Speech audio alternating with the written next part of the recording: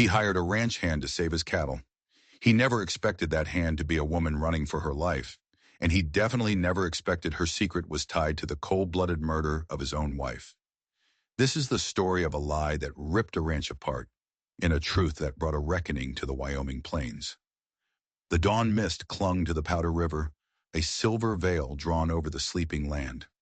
It was the kind of quiet that gets inside a man's bones, the quiet before the world wakes up and remembers all its troubles. Amos Caldwell moved through that quiet like a ghost, his boots silent on the damp earth. At 39, he was a man carved from loss and granite, his heart walled off tighter than the fences around his ranch. He stopped at the water's edge, his breath catching in his throat. There in the shallow current stood Riley Shaw, the new hand. His silhouette was sharp against the rising sun, but it was all wrong. The shoulders were too soft, the lines too gentle.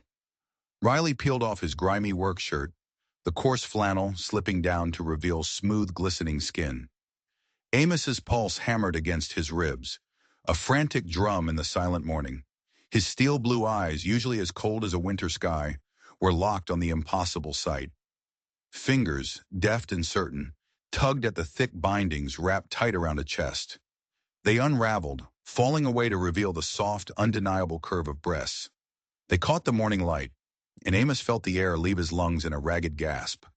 Long, dark hair, freed from its tight bun, cascaded like a black river down a slender back. Riley Shaw wasn't a he at all. She moved with a grace that was both defiance and surrender, her breath a soft cloud in the cold air. A forbidden heat stirred in Amos's gut, something raw and unbidden that threatened to tear down the iron walls he'd spent years building around his heart. Her head turned, and for a split second, her gaze met his across the water. Her eyes went wide with sheer terror, but underneath it, something else blazed. A challenge. Something that dared him to cross the line. His hand twitched, itching for the butt of his Colt, itching for something he couldn't name. To drag her out of the water, to demand an answer, to send her riding into the dust forever. This was a lie, a deep, dangerous lie brought to the heart of his land. "What in God's name are you?" he rasped, his voice a thick, ugly thing, torn between a rage he understood and a desire that terrified him. Could he bury this truth? Send her away before she unraveled everything? Or had she already broken him? Tell us where you're watching from in the comments below. And if this untamed tale already has its hooks in you, hit that like button and subscribe because the story is just getting started. The lie began weeks earlier. It had ridden in on a half-dead horse, covered in dust and desperation. The stranger who called himself Riley Shaw offered no words beyond a tired nod and a clear will to work.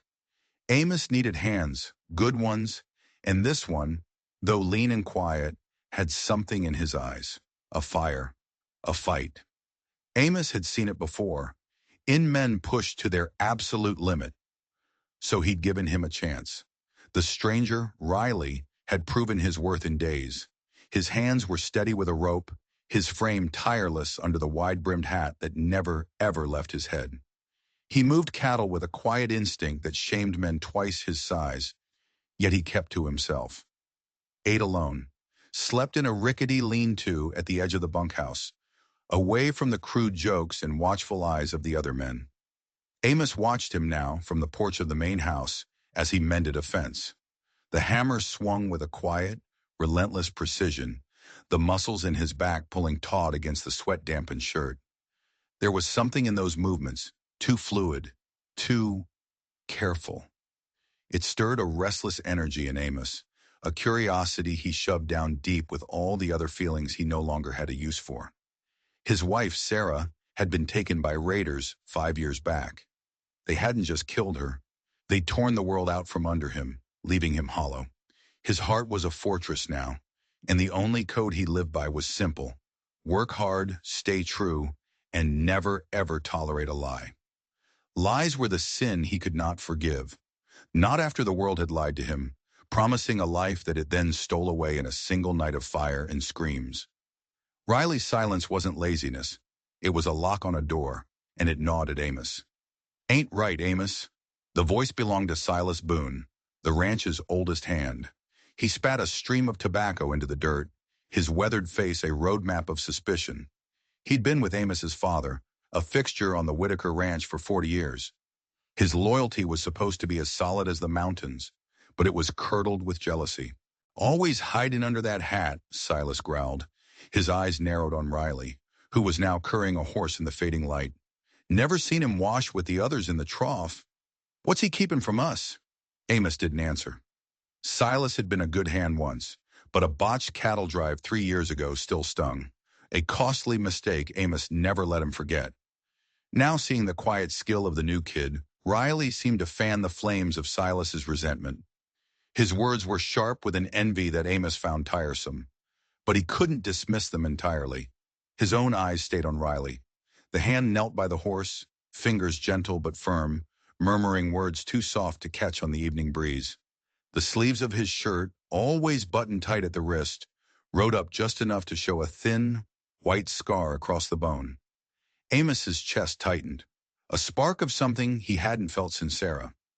Not desire, not yet, just a heavy, pressing curiosity. He turned away, cursing the unwelcome warmth in his veins. A rancher didn't have time for puzzles that led nowhere good. The days bled into weeks. The rhythm of the ranch was the only thing that mattered. The lowing of cattle, the creak of saddle leather, the hiss of the branding iron. Riley worked without pause, his hands growing as calloused as any man's. But his distance remained. It was a wall the other hands learned not to test. Eli Tucker, a young hand with a quick grin and an honest heart, took a liking to him. He'd watch, impressed, as Riley roped a stray calf with a single, clean throw. "He's got a gift, Amos," Eli said one afternoon, his voice bright with admiration. Silas just scoffed from the sidelines, his whispers spreading like sparks in dry grass. "Something ain't right," he'd mutter to the others. And soon the bunkhouse would grow quiet whenever Riley passed through. One evening, a brutal summer storm tore through the valley, splintering the main corral fence like a matchstick. The hands scrambled in the driving rain, Riley among them, hauling heavy posts with a strength that seemed impossible for his slight frame. His shirt, soaked through, clung to his body, outlining a narrow waist and a chest that was too flat, too smooth. Amos caught himself staring, the sight pulling at something raw and forgotten deep inside him. He strode over, grabbing the other end of a massive post Riley was struggling with. Their hands brushed. Riley's skin was cool against his, and for a half second, their eyes locked. Riley's were sharp, wary, but held a flicker of something Amos couldn't name. Fear? Defiance? "You don't need to prove nothing," Amos said, his voice gruffer than he intended, breaking the gaze. Riley just nodded, lips parting as if to speak, then closing again. The moment passed, but it had put a hairline crack in Amos's iron will. Later that night, the storm gone, Riley sat by the fire, apart from the others, hat pulled low. He was tracing the scar on his wrist, a habit Amos had started to notice. Amos watched from the porch, his coffee long since gone cold. In a rare moment of conversation a week prior, Riley had spoken of losing his kin to violence, a story that echoed Amos's own loss in haunting ways. Amos had only nodded, silent, but the words had settled in him like fine dust in a still room. He'd wanted to ask more, to ask why Riley's eyes flinched at the mention of a town called Redemption, but his code held him back. Trust had to be earned. Silas's voice cut through the quiet night, low and conspiratorial. "He's hiding something, Amos. Mark my words. A man that quiet is either a coward or a killer." The old hand's eyes burned with a malicious certainty, his jealousy a live, twisting thing. Amos's jaw clenched.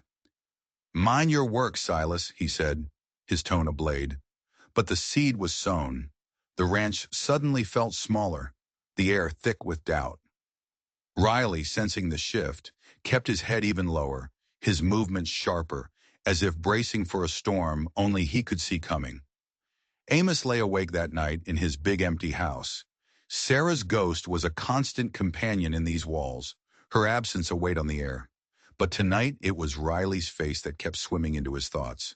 The quiet strength, the hidden scars, the eyes that held a world of secrets. He didn't trust this feeling, this strange pull that threatened to unravel the man he had become. But as the stars burned cold and distant above the vast empty plains, one truth settled deep in his bones. Riley Shaw was no ordinary hand, and whatever he was running from, it was drawing closer with every sunrise. He decided then and there. Tomorrow morning he would get his answers. He would follow Riley. He would find out what secret was hiding under that wide-brimmed hat, no matter the cost. The cost, he would soon learn, was everything. The river ran cold, its whisper cutting through the pre-dawn mist. Amos moved like a predator through the willows, his heart a steady, determined drum. He'd told himself this was about the ranch, about security, about sniffing out a lie before it could poison his outfit.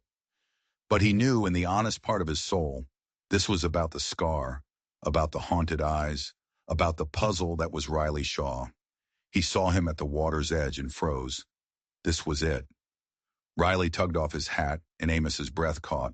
A cascade of dark, heavy hair spilled free, tumbling down his back. Then came the shirt, the bindings. The whole world tilted on its axis as Amos watched the lean body of his ranch hand transform into the unmistakable figure of a woman. Her skin gleamed in the first rays of sun, each movement deliberate as she waded deeper into the current, washing away the grime and the disguise. Betrayal hit him first, hot and sharp. A woman. She'd fooled him. She'd fooled them all. The rage was closely followed by a confusing, powerful hunger he hadn't felt in 5 long years. He felt it in his gut, a low burn that spread through his veins. His voice, when it finally came, was a jagged thing, torn from his throat. "What in God's name are you?" She spun around, her eyes wide with pure animal fear. Her arms crossed instinctively to shield herself as she scrambled for her shirt, her breath coming in sharp, quick gasps. Water dripped from her skin, catching the light like scattered diamonds. "Amos," she gasped, and her voice was a shock. It was softer, higher, laced with a terror that was achingly real. It wasn't the voice of Riley Shaw, the quiet hand. It was the voice of a cornered woman. But then the fear in her eyes hardened into something else. She didn't cower. She straightened her shoulders, and in her hand suddenly was a small, wicked-looking skinning knife. "Stay back," she warned, her voice trembling but firm. "This ain't a game. It's survival." Amos strode forward, his boots crunching on the gravel bank, the anger warring with the heat coiling in his stomach. "You lied to me," he growled, the words tasting like ash. "You brought a lie to my ranch, to my men."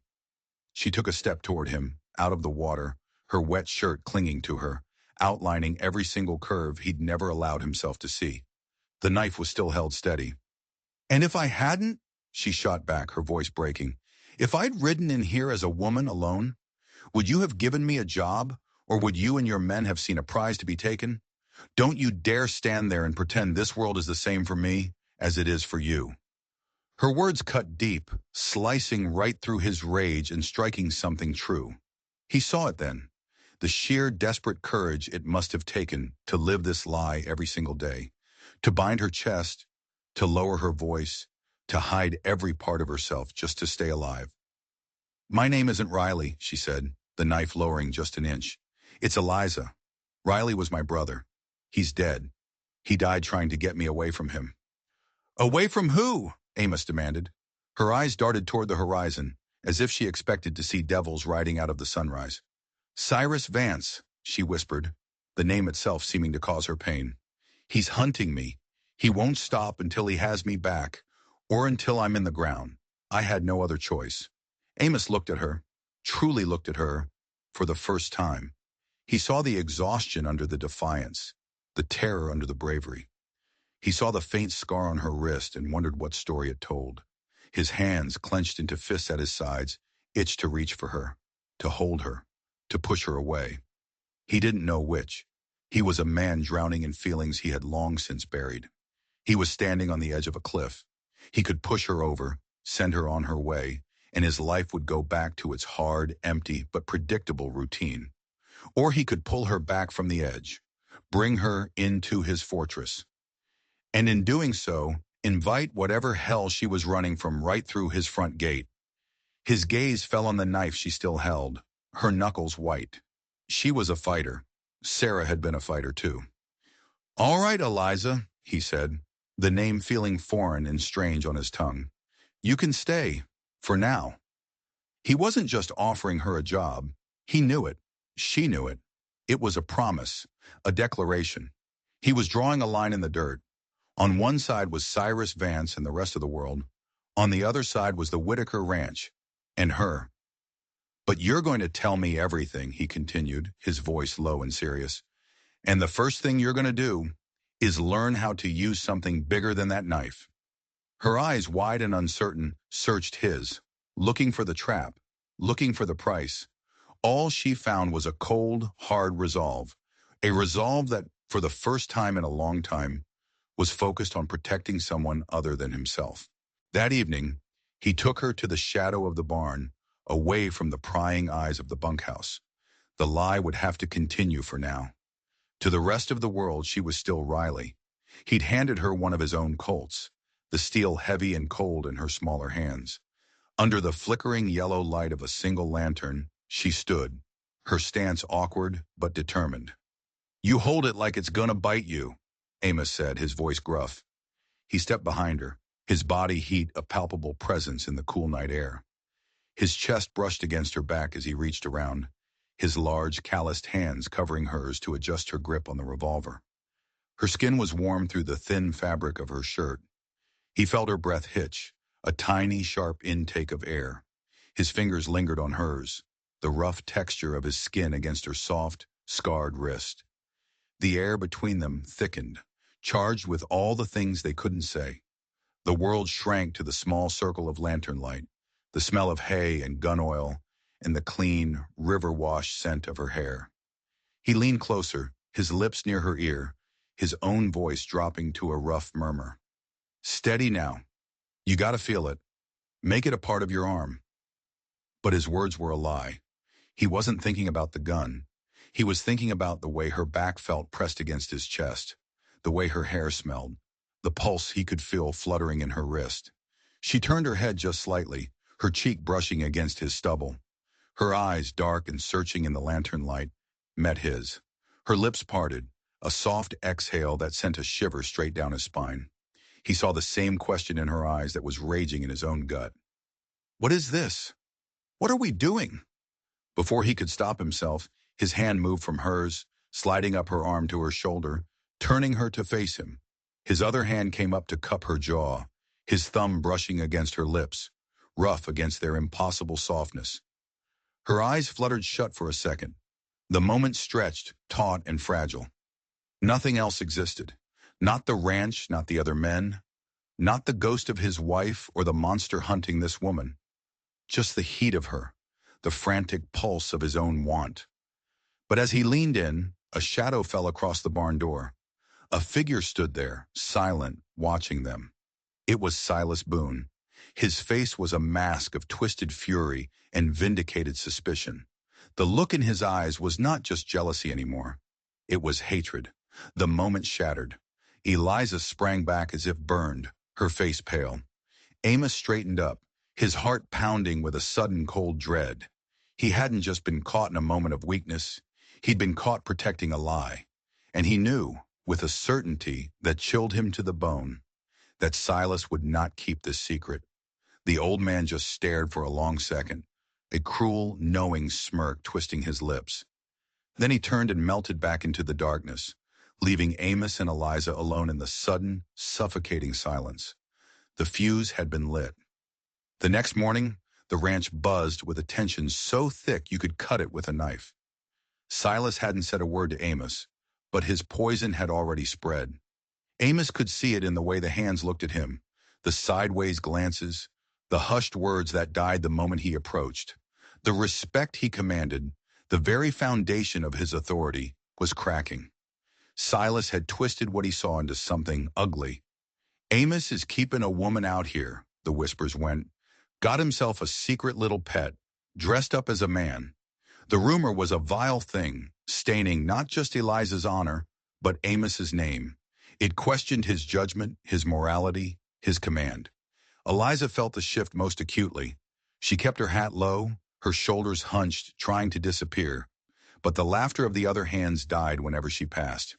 Their eyes, once indifferent or curious, were now sharp with a mix of lewd speculation and contempt. Eli Tucker, the young hand, stayed loyal.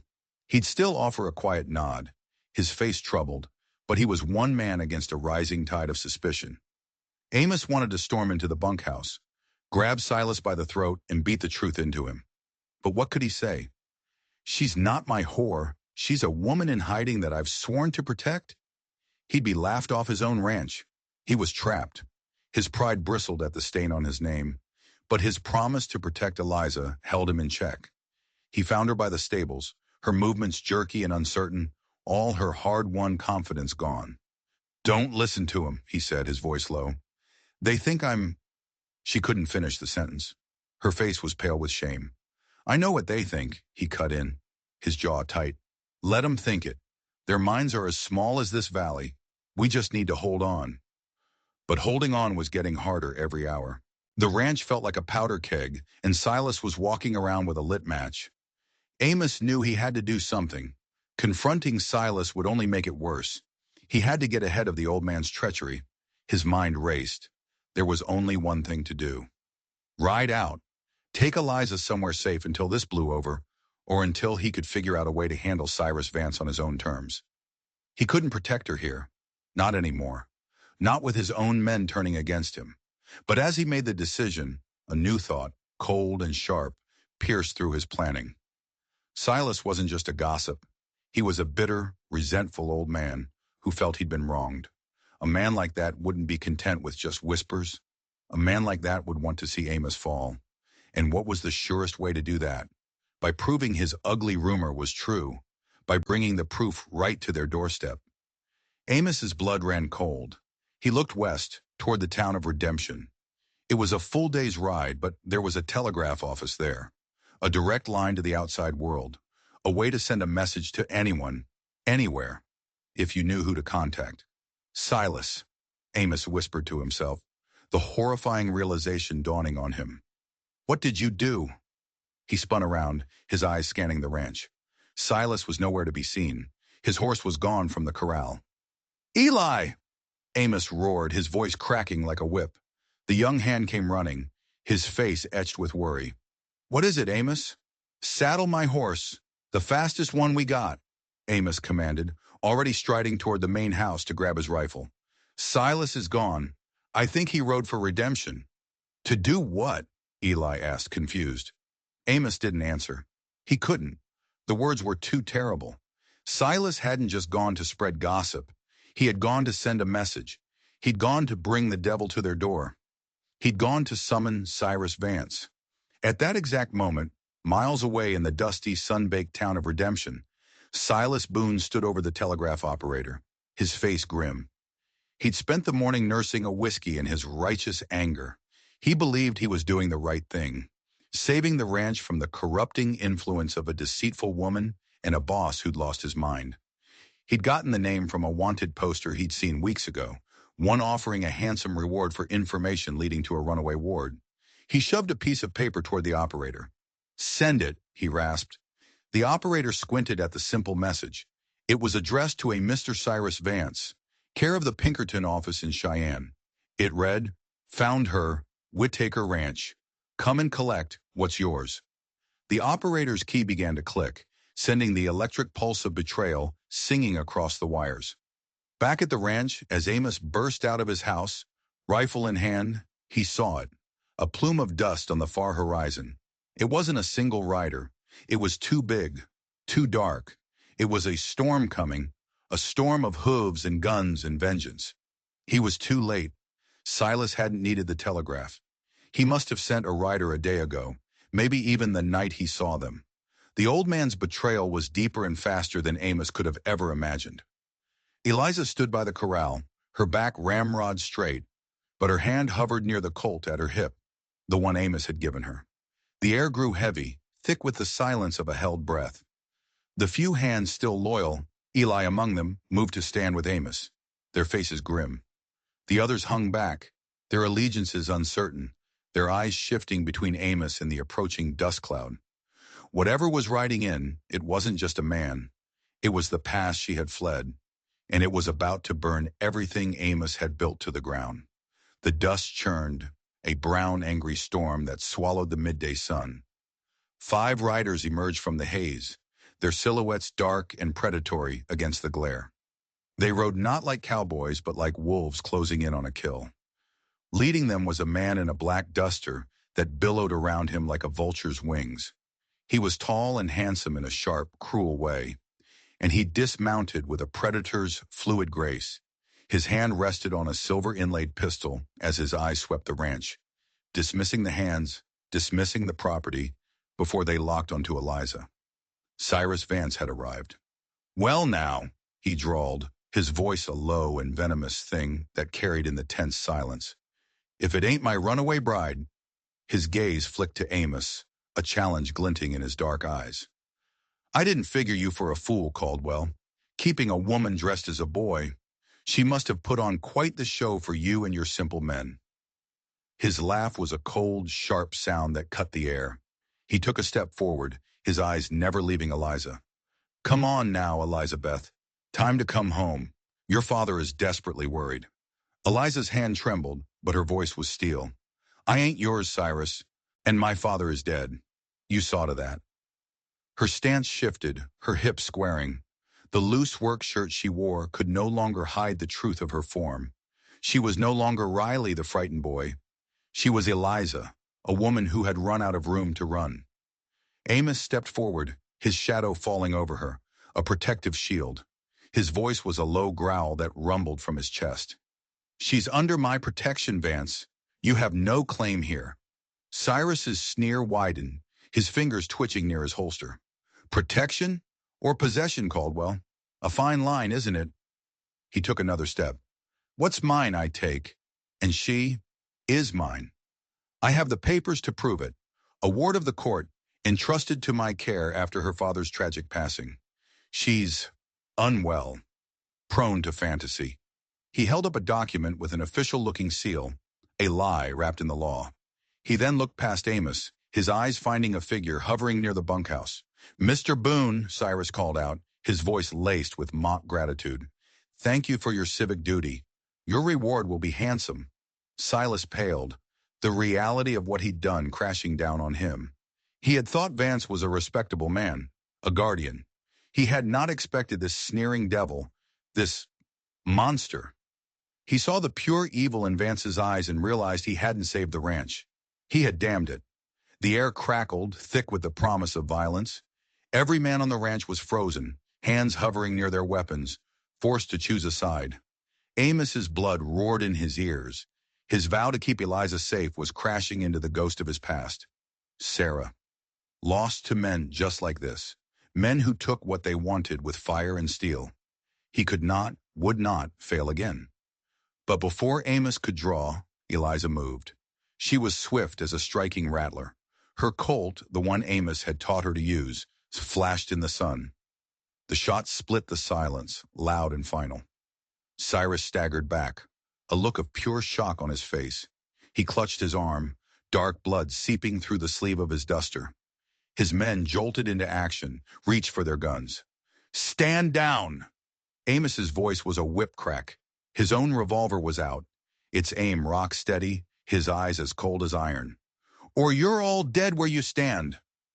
Eli Tucker stepped up beside him, his own gun drawn, his young face set with grim resolve. Loyalty, clear and simple. A few other hands followed his lead, their allegiance finally declared. One of Vance's men, a burly, bearded man with dead eyes, hesitated. His gaze flicked from Amos to the blood on his boss's arm, and he made his choice. He drew, but he was too slow. 2 shots rang out, almost as one. One from Amos, one from Eli. The man crumpled to the ground. A second gunman, seeing his friend fall, turned his pistol toward Eliza. But from the porch of the main house, a rifle shot cracked. The man's hat flew from his head, and he froze, his eyes wide with terror as he saw Amos's cook, a quiet older man named Pete, standing there with a smoking Winchester. Vance's remaining men dropped their guns. It was over. "Take him to the sheriff in Laramie," Amos ordered Eli, never breaking his stare with the wounded Cyrus Vance. Tell them he's wanted for kidnapping and murder. He won't be troubling us again." As the hands moved in, hauling the cursing, bleeding Vance and his men away, Amos noticed something. A brand on the flank of Vance's horse. A simple, stark image of a black vulture. The world stopped. Amos's breath seized in his chest. His blood turned to ice. It was the same brand. The exact same brand he'd seen on the horses of the raiders the night they'd killed Sarah. The image was burned into his memory, a symbol of the faceless evil that had destroyed his life. It wasn't a coincidence. It couldn't be. The men who had murdered his wife, they worked for Cyrus Vance. This wasn't just about protecting Eliza anymore. This was a reckoning 5 years in the making. The monster she was running from was the same monster that had created him. Eliza stood beside him, her gun still smoking, her chest heaving. She saw the look on his face, the blood draining from it, the sudden, terrible understanding in his eyes. "Amos, what is it?" He finally looked at her, and his voice was a broken whisper. The brand, on his horse. Vance, being dragged away, heard him. He stopped struggling and turned, a malicious, blood-flecked grin spreading across his face. "Ah," he said, his voice dripping with venom. "You finally figured it out, Caldwell. I wondered how long it would take." Amos took a step toward him, his entire body trembling with a rage so pure, so absolute, it threatened to consume him. "You! It was you!" "She was getting in the way," Vance sneered, his eyes glinting with a mad pride. "Your pretty little wife. She found out about my business. The cattle I was rustling, the deeds I was acquiring. She was going to ride to the marshal. A talkative woman, a liability. So I sent my boys to quiet her down. It was just business." The truth hit Amos with the force of a physical blow. Sarah's death wasn't a random act of violence. It wasn't just raiders. It was a targeted assassination, an execution, ordered by this man, the man he'd nearly let ride away. And the botched cattle drive 3 years ago, the one that had cost him a fortune and turned Silas into a bitter old man, it wasn't Silas's incompetence. It was Vance's rustlers, weakening his herd, softening his ranch up for the taking. It was all connected, a long, patient game of destruction, and he had been a blind pawn in it. Everything he had suffered, every lonely night, every ounce of grief, all led back to the man standing before him. A primal roar of pure agony and rage ripped from Amos's soul. He launched himself at Vance, his hands reaching for his throat, the world turning red at the edges. He was no longer a rancher. He was an executioner. Eli and the other hands grabbed him, holding him back as he thrashed and fought, his eyes locked on the smirking face of his wife's killer. "No, Amos!" Eliza screamed, her voice cutting through his red haze. "Don't become him. Don't let him win that way." Her words were a lifeline in a sea of hate. He stopped struggling, his breath coming in ragged, tearing sobs. He looked at her, at the strength in her eyes, the plea for him not to lose himself to the same darkness they had just fought. He took a deep, shuddering breath. The rage was still there, a white-hot fire in his veins, but it was his now. He controlled it. He looked at Eli. "Take him," he said, his voice cold and dead. "Take him away. Make sure he hangs." As they dragged Cyrus Vance toward a wagon, his sneering laughter echoed across the ranch. But the laughter faded, replaced by the sound of the wind sweeping across the plains. A wind that suddenly felt a little colder.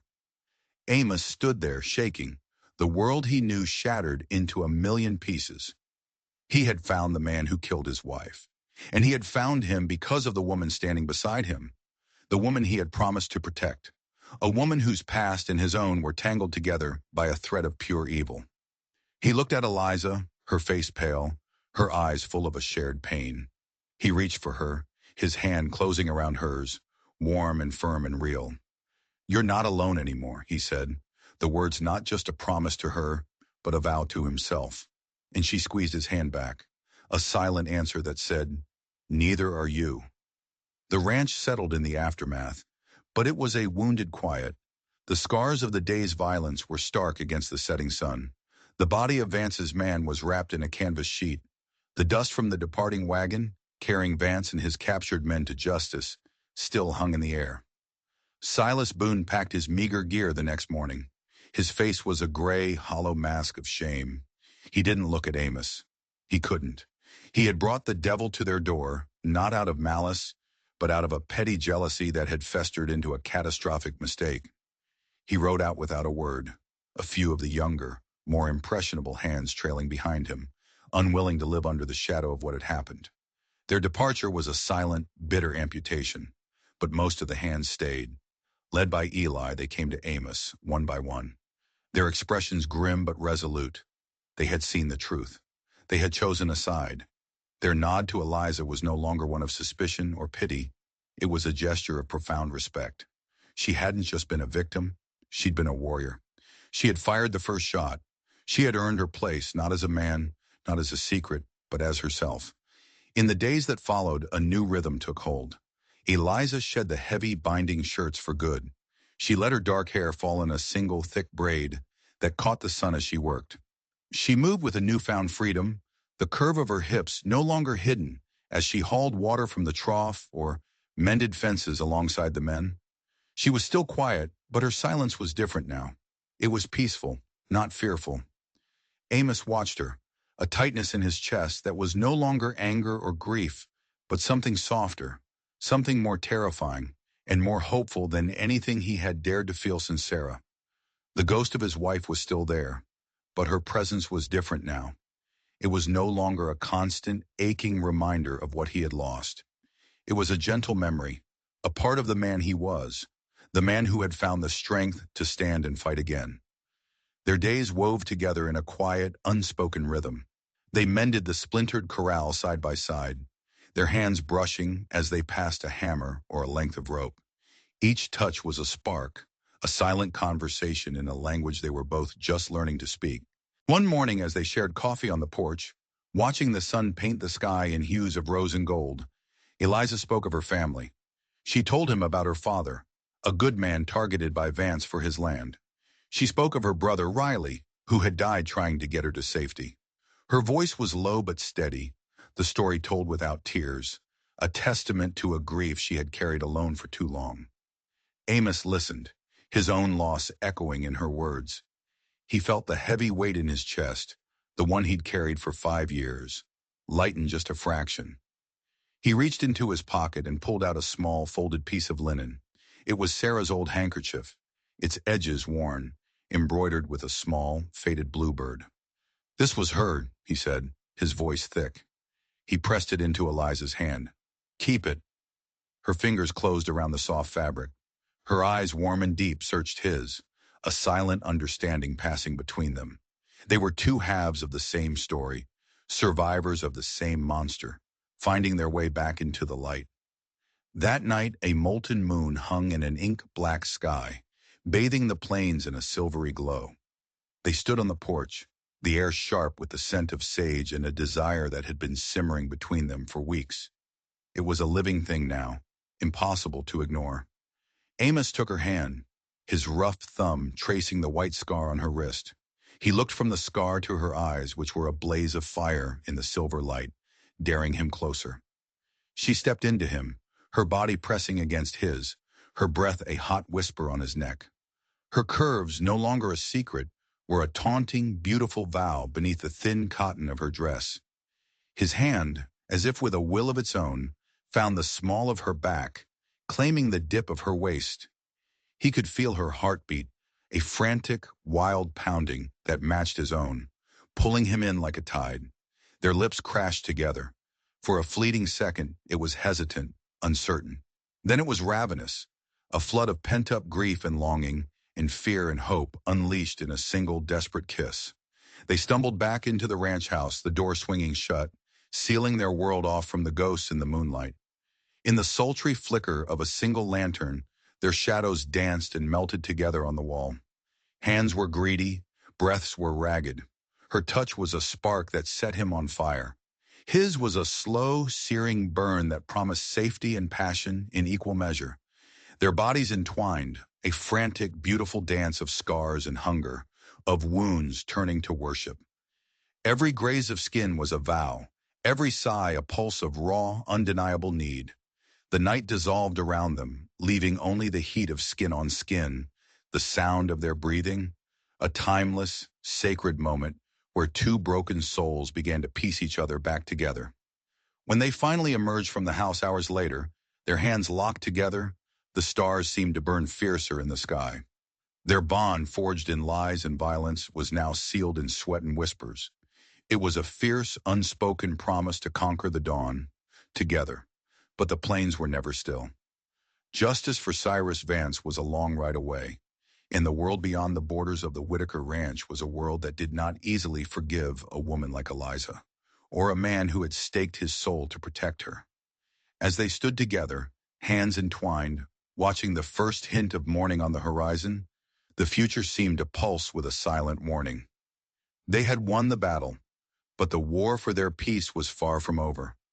The Wyoming dawn broke over the Whitaker Ranch, its light slicing through the mist, casting long shadows that looked like memories. Amos and Eliza stood on the porch, their hands clasped, the fierce passion of the night now a quiet, steady ember in their eyes. They were different. The ranch was different. Everything had changed. Cyrus Vance was gone, on his way to face a justice that felt both too distant and too small for the scope of his crimes. The fracture he'd caused on the ranch was slowly beginning to mend.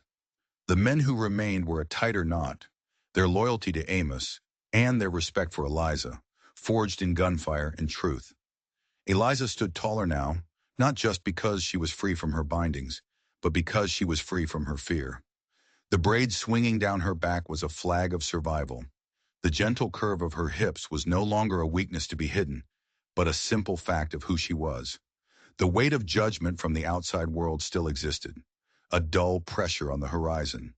But here, on this land, she was home. Amos felt the change in himself most of all.